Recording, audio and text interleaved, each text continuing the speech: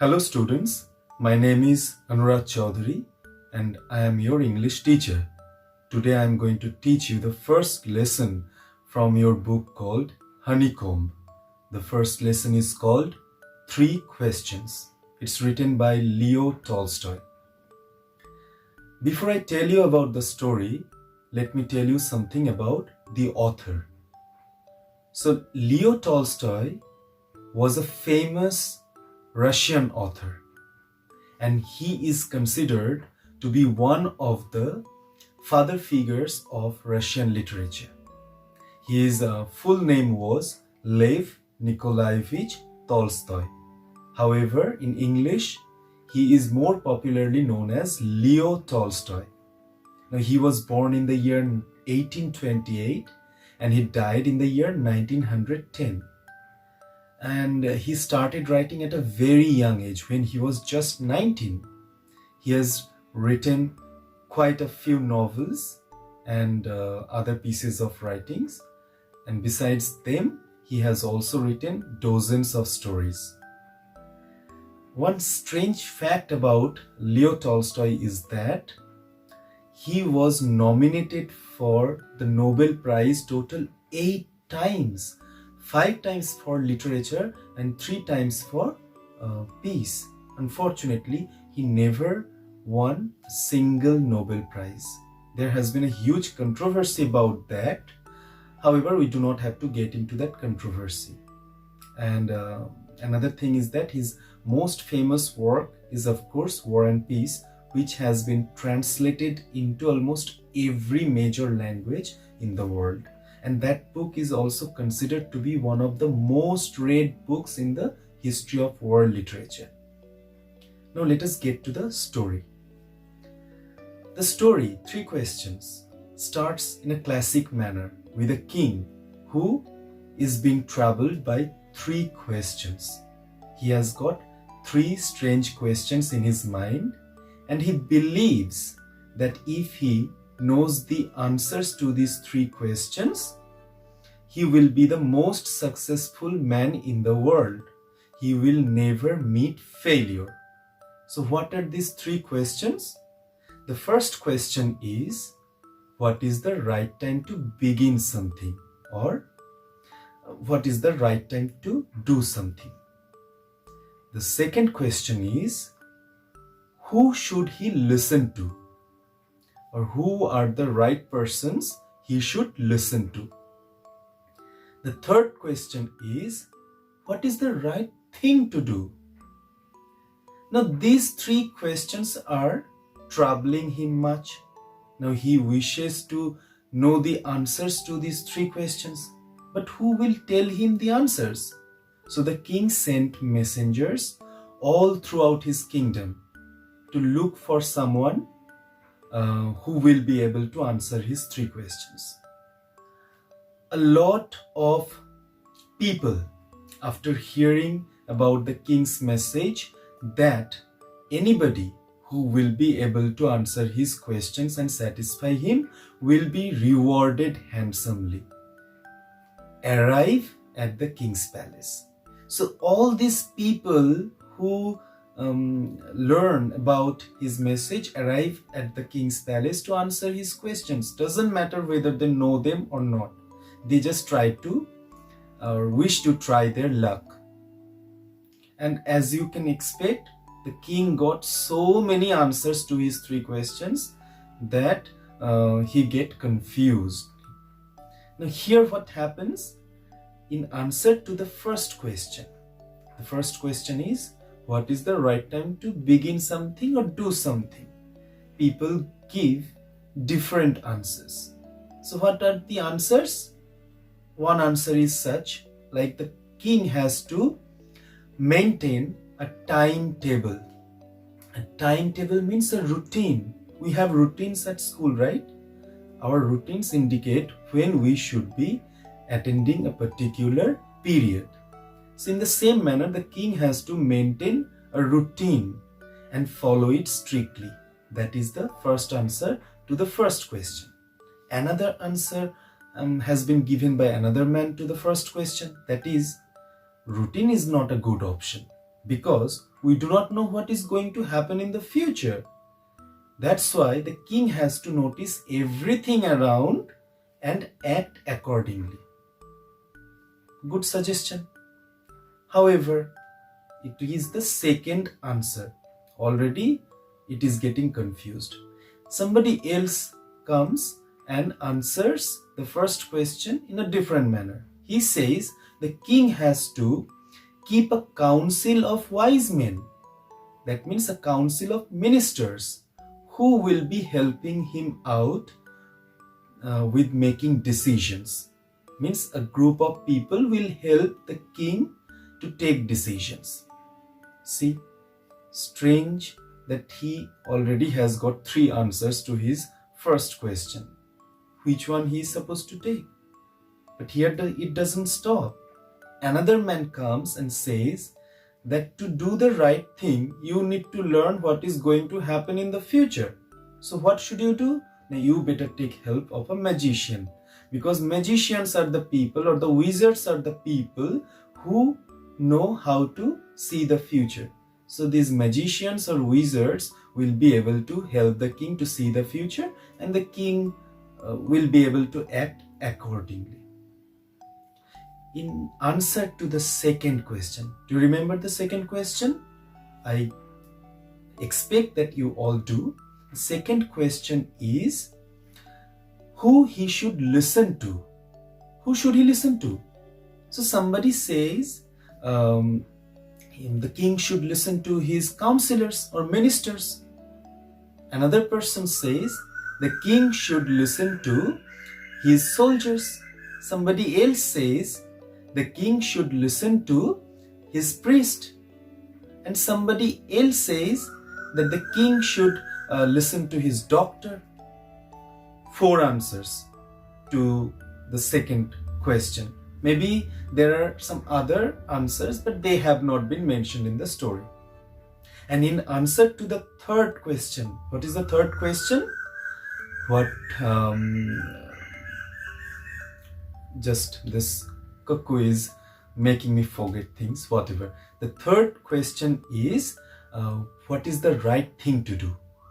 So the answers to this question are like this. Somebody says the king, being a king, has to do fighting. That is the right thing for him to do. Second answer to this question is the king has to do or has to indulge in scientific experiment.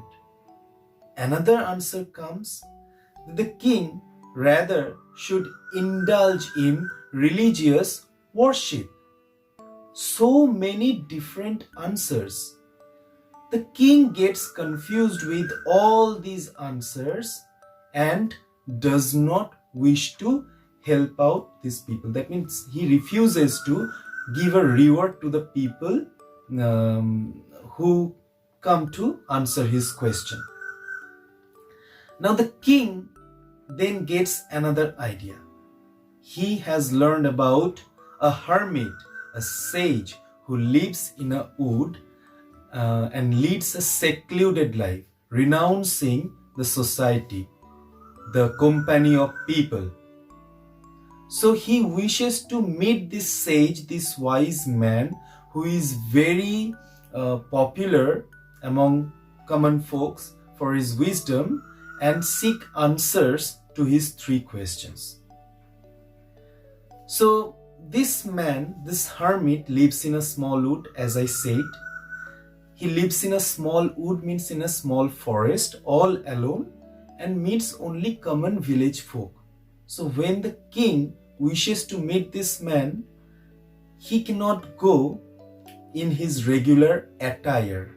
So he changes into a common man's dress, leaves his bodyguard at the edge of the forest along with his horse, and goes in all alone.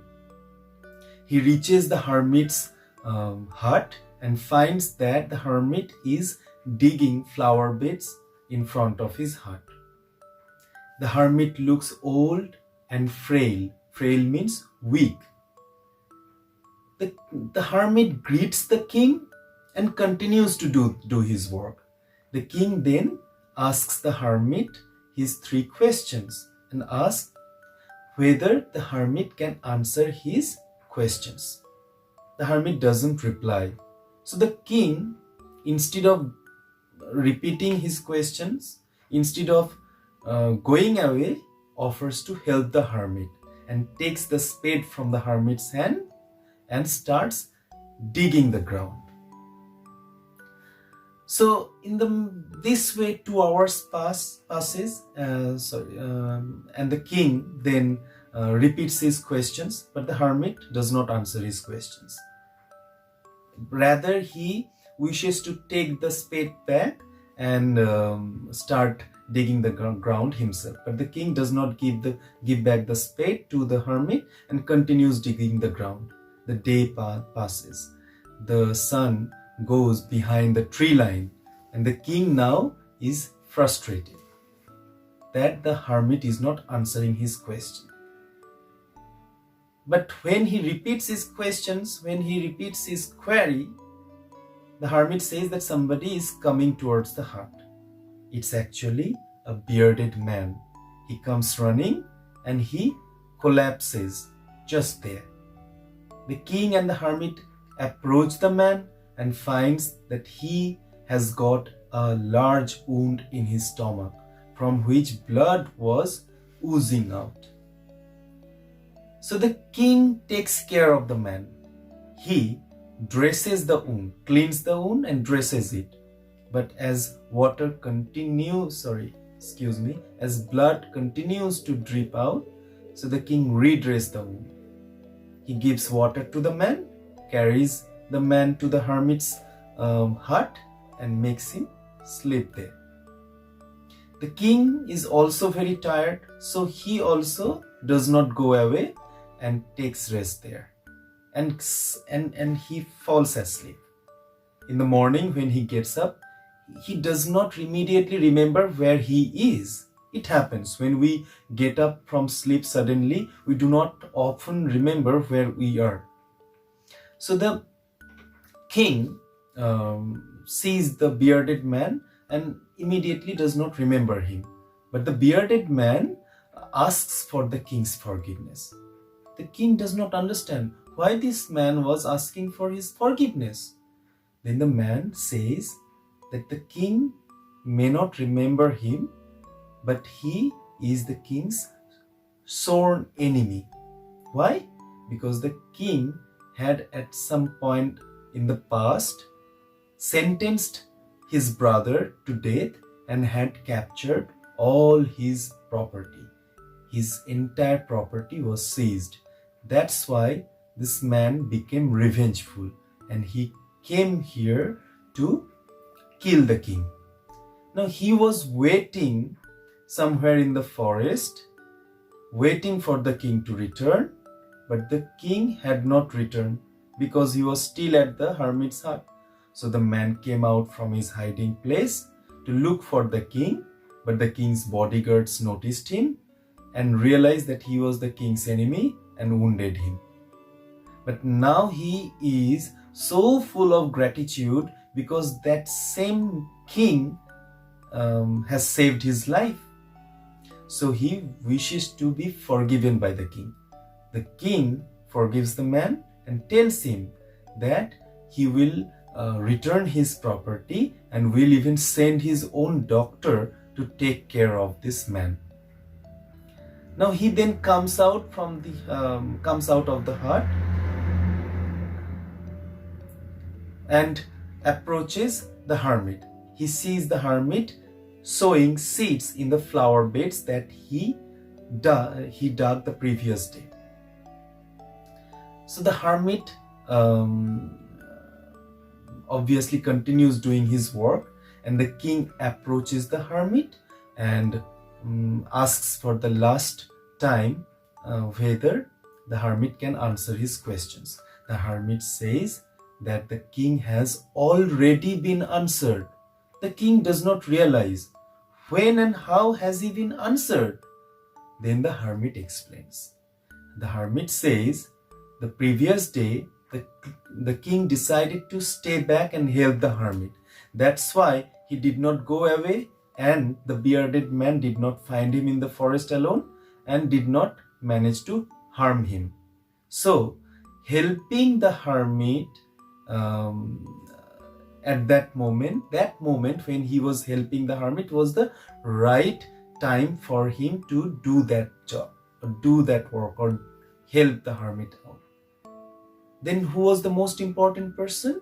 The hermit was the most important person for him at that moment, and to do good to the hermit was the most important thing for him to do. And that's why he was saved.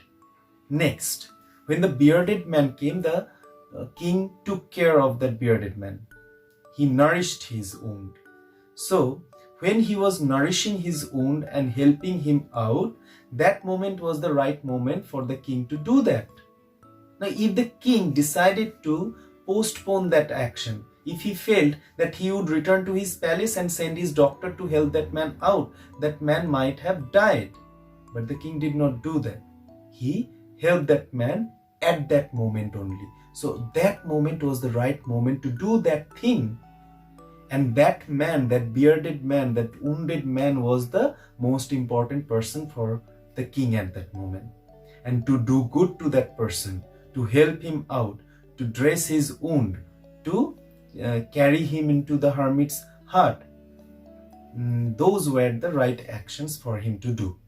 So the hermit explains the most important time for all of us is now, because it is the time when we have some power to act.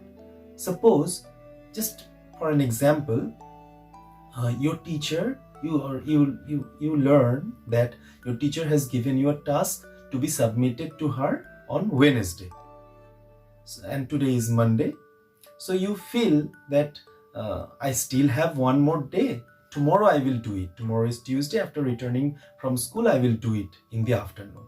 And you do not do it today, on Monday. Next day, when you reach school, you learn that it was actually Tuesday and not Wednesday when the teacher had asked to submit the project. Now you obviously made a fool of yourself by postponing that work. On Monday afternoon, you had the power to act, but you did not act, and that's why now you are going to suffer. So in the same manner, now is the most important time. If you are to do something, do it right now. The next one, the most important person is the person with whom at a particular time. If you are with your family members, do good to them. Offer to prepare tea for your parents. Offer to help them up. If you are with your teacher, the teacher is the most important person to you. If you are with your friends, they are the most important persons to you. Now, the third answer, what is the right thing to do? The right thing to do is to do good to these people with whom you are at a particular moment. So that's the message being presented through the story. So the story teaches us how we can be good, how we can just perform our task in the right moment, at the right moment, and how we can be of help to other people. That's what this story tells us. I hope I managed to make you understand the concept presented in the story. Now it's your task to go through the entire chapter, read the entire story, and get some words from it that you find to be interesting and include them in your vocabulary. And after that, we will move to answer questions from the chapter.